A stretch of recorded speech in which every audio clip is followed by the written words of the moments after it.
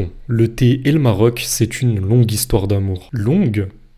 Pas tant que ça. Contrairement à ce que l'on imagine, le thé ne fait pas partie du quotidien des Marocains depuis des siècles, comme ça peut être le cas pour l'huile d'olive ou pour le pain par exemple. En réalité, c'est bien plus récent que ce que l'on croit. Mais alors, comment une boisson venue de Chine, popularisée en Europe et en Russie, est devenue l'un des symboles les plus emblématiques de la culture marocaine? Pour le comprendre, on va parler de commerce, de guerre et d'un concours de circonstances qui va tout changer. Au Maroc, vous le savez, le thé est partout. Sur les terrasses de café, dans les salons, dans les gestes. On le prépare pour accueillir, on le sert pour ouvrir une conversation, on le partage pour prendre le temps. Et puis il y a des gestes précis, presque toujours les mêmes. Une sorte de rituel codifié. Le plateau, les verres, la mousse, le thé versé de haut. Tout ça semble ancien, à tel point qu'on finit par se demander d'où il vient. On l'associe à notre enfance, à des moments heureux entre amis ou à des souvenirs de famille, et peu à peu, on confond ancienneté et évidence. On oublie trop souvent qu'avant le thé, le quotidien était complètement différent. Jusqu'au début du 19e siècle, on ne buvait pas encore pour le rituel, on buvait pour se soigner. Des infusions de menthe, de verveine et d'autres plantes locales. Des boissons simples liées au corps et à la terre. Elles accompagnaient déjà le quotidien, mais elles ne structuraient pas encore la vie sociale. Alors que le thé, lui, existait déjà. Mais il était une denrée rare, chère et marginale, réservé à quelques cercles privilégiés et pour des occasions spéciales. On peut donc l'affirmer, il ne faisait pas encore partie du paysage. À ce stade, le thé n'est pas encore marocain. Pourtant, à cette période, le thé n'est pas absent du monde. Bien au contraire. Il est produit en Chine depuis plusieurs siècles déjà, connu pour ses nombreuses vertus. Il circule d'abord en Asie avant de séduire progressivement l'Europe et surtout un marché immense, l'Empire russe. Là-bas, le thé devient une boisson du quotidien. On le boit le matin au réveil, dans la journée ou même le soir avant d'aller dormir. Le thé voyage par les routes commerciales, par les ports, par les empires.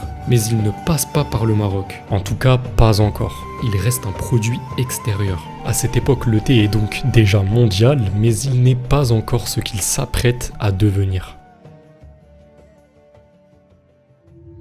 Au milieu du 19e siècle, un événement qui, a priori, n'a pas de lien direct avec le Maroc, va tout changer, la guerre de Crimée. Entre 1853 et 1856, la Russie affronte une coalition menée par la Grande-Bretagne et la France. C'est un conflit militaire évidemment, avec une bataille qui restera dans l'histoire, celle de l'Alma en 1854, où plus de 2000 soldats seront tués. Mais c'est aussi un conflit économique, parce que oui, à cette époque, couper les routes commerciales de l'ennemi, c'était une pratique courante qui s'avérait déjà être très efficace. Et la Grande-Bretagne étant l'un des principaux fournisseurs de thé de la Russie, plus rien ne circule et les ports russes deviennent inaccessibles. Le problème, c'est que la production de thé, elle n'était pas à l'arrêt. Les stocks de thé s'accumulaient à tel point que les marchands britanniques ne savaient plus quoi faire de leurs marchandises invendues.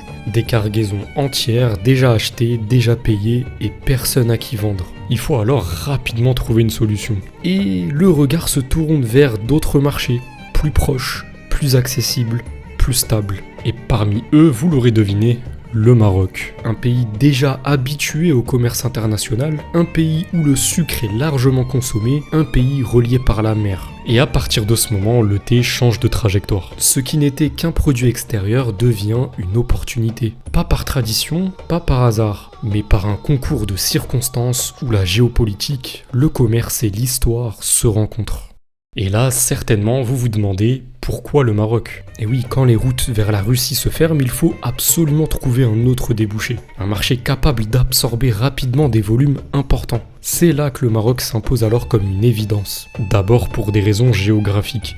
Le royaume est proche, accessible par la mer, connecté aux grands ports commerciaux, mais aussi pour des raisons économiques. Le Maroc commerce déjà depuis très longtemps avec l'Europe. Les échanges sont réguliers, les circuits existent. Et surtout, le sucre y est déjà largement consommé. Or, le thé tel qu'il est introduit se boit sucré, et même très sucré. Et enfin, le Maroc c'était déjà un pays relativement stable. Un pays structuré, avec des villes portuaires actives et une demande potentielle réelle. Dans ce contexte, le thé trouve un terrain plutôt favorable. Il n'arrive pas dans un vide. Il arrive dans un pays déjà prêt à l'adopter. Au départ, vous l'avez compris, le thé est un simple produit importé. Il arrive par les ports, par les comptoirs, par le commerce, mais très vite il dépasse sa fonction première. Il n'est plus seulement consommé, il est transformé. Contrairement aux pays précédents, le Maroc ne se contente pas seulement de boire du thé, il le met en scène.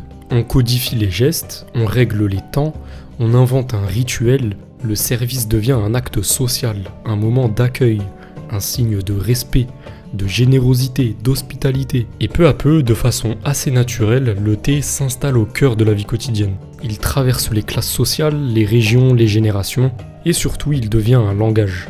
C'est à ce moment-là que le thé est devenu marocain. L'histoire du thé au Maroc nous rappelle une chose simple, une tradition n'a pas besoin d'être millénaire pour être profondément enracinée. Le thé n'est pas né ici, mais il a été adopté, transformé, ritualisé, jusqu'à devenir un langage social à part entière. Au fond, ce n'est pas tant l'ancienneté qui fait l'identité, mais plutôt l'usage, la transmission, et surtout ce qu'un peuple décide de s'approprier.